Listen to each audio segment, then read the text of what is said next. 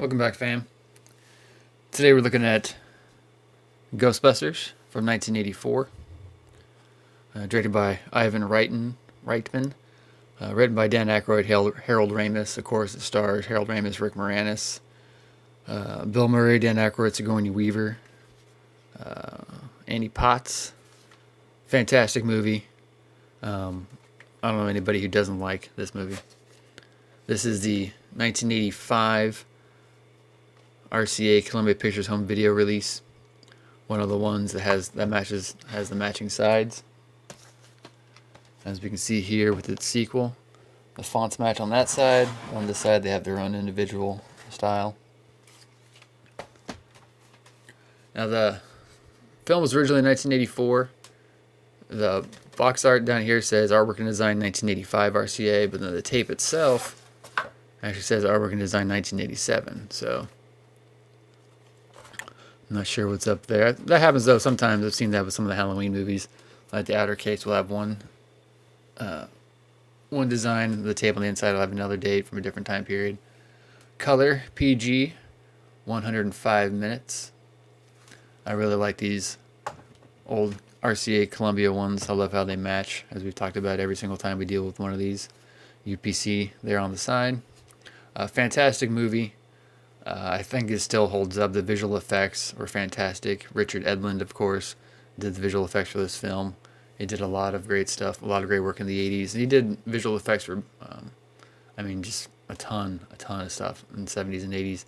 And only one I can think of right now, off the top of my head, was 2 years later with Big Trouble in Little China. And if you actually watch the visual effects to this day, they still hold up because they're used so minimally that, a lot of it, like Slimer, a lot of the ghosts were puppets.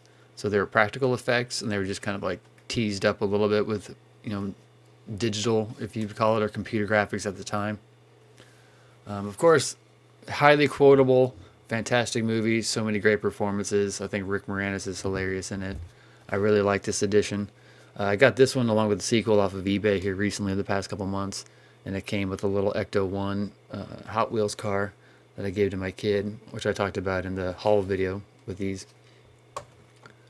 This is one that we used to show one of my theaters every fall or so. We do a Ghostbusters screening.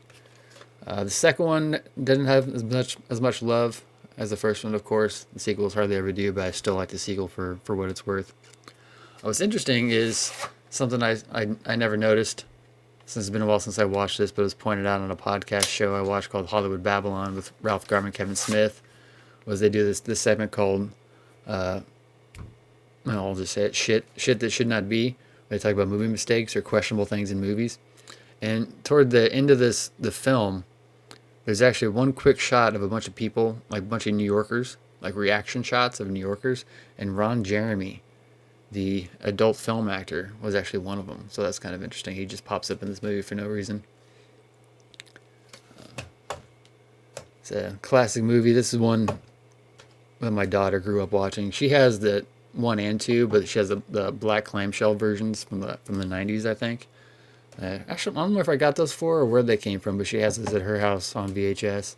She's planning on watching them here come Halloween time.